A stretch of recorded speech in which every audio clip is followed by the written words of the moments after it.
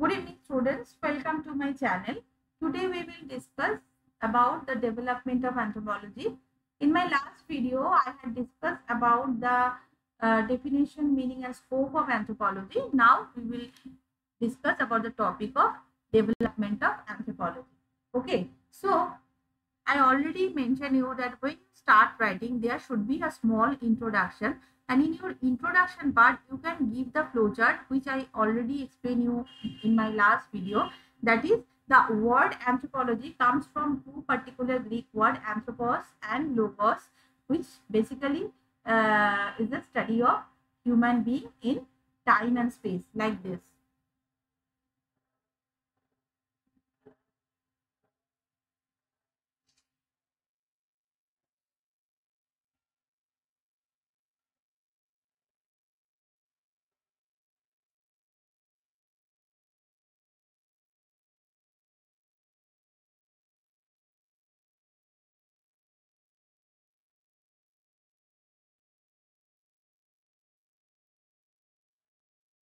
Okay, now the emergence of anthropology as a new subject or a distinct subject, it's occurred during the 19th century.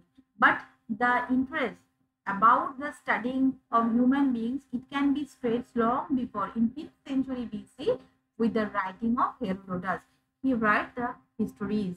Okay, it considered the first big book which can consider the anthropological point of view. It can give some idea about the social life of that time period. Okay, later on, so many explorers, traders, government officials and missionaries, they also give their valuable input to study about the people of different culture. Okay, but here you need to remember one thing, that explorers, traders, government officials, missionaries, all of them having their different intentions to study the people of different culture. Like for the explorers, uh, they wrote about the people and their customs because they try to show, or they try to communicate their strange experience of the meeting of people who are different from them in customs, in behavior, in cultural, in everything. Okay, but for the traders, they mainly do it for their economic interest. The missionaries, they did it because of their religious goal. The government official, it is their strategy, you can say a administrative strategy, to know about the people whom they want to administrate it. Okay, and in the early phase, anthropology started their study with the help of those kind of writing, and they take those writing as their primary data, and after that they develop their own temperament, and they develop their own viewpoint, and slowly the anthropological study emerged.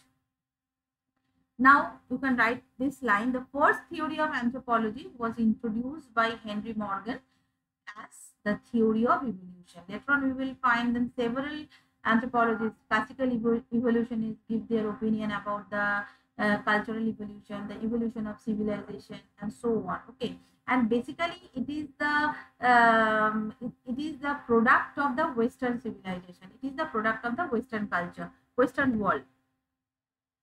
With Charles Darwin's On the Origin of Species, a new thought, a new idea which emerged in the field of anthropology. Now, the focus became to study the human evolution, how we the people, we the Homo sapiens sapiens evolved from the smaller organism. Okay, different organism evolves. When, why, how, what?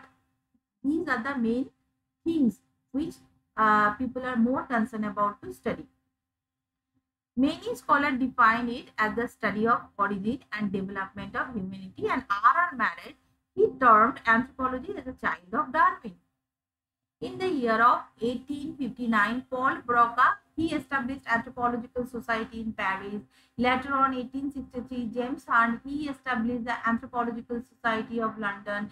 Basically, those institutions, basically they did the several survey work, field work, the cultural and the society and the culture in the society study, and they published these articles. In 1866, 1867 and 1868, the Conference of International Congress of Anthropology and prehistoric archaeology was held. Okay.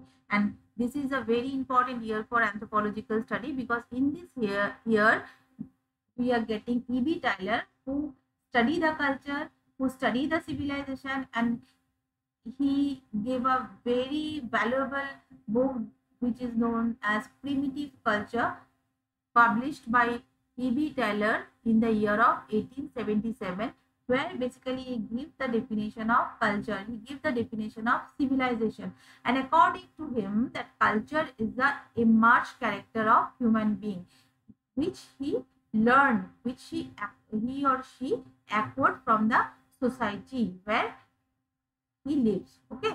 And according to Tyler, civilization evolved through 3 steps: savagery, then barbarism, then civilization. He also defined about the evolution of religion belief, and according to him, first it came animism, then polytheism, and then monotheism.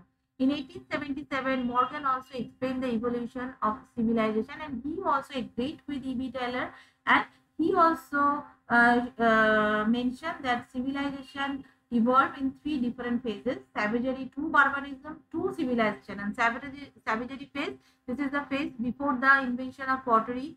Barbarism, this is the phase of ceramic age, and civilization, this is the phase of writing. Okay. We can name about Bronislaw Malinowski. This is a very important name for anthropological study, because he started field work, which is a very important tool or technology to study the human society. Okay. Later on, he developed his theory of functionalism. Then with the development of structural functionalism by Radcliffe Brown, there are several anthropologists who did their work on the civilization, work on the culture.